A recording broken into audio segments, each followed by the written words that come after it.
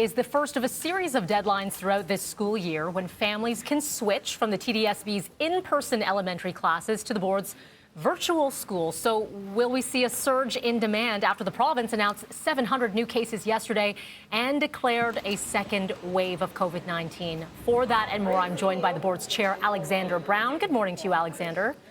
Good morning. So no doubt, when we see those numbers, we look at option A, B, C, and I know that the board has been already doing that. What is the concern? We heard from Education Minister Stephen Lecce saying they're going to try to keep kids in school. Is that the goal, and where is the point where things change?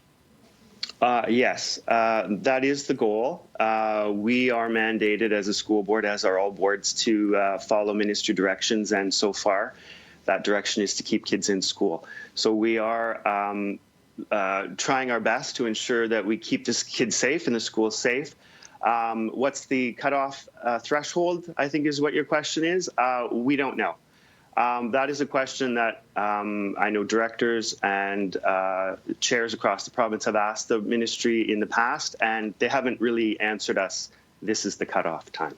What we're seeing is it's constantly changing every single day.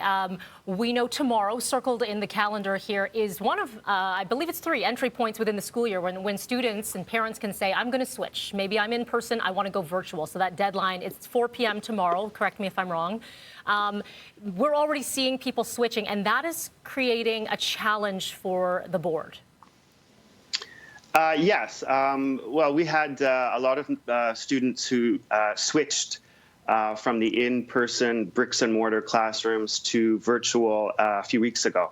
And we saw a 10, 12,000 student increase in a very short period of time. So this has been a challenge trying to get those virtual classes up and running. I think we're pretty much at the stage where we're down to we have 15 classes to find teachers for.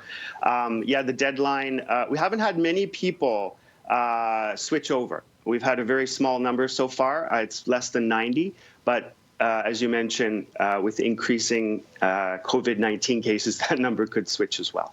And so that's going to change the number. 15 sounds great that you're able to fill, and just 15 left with that vacancy looking to fill.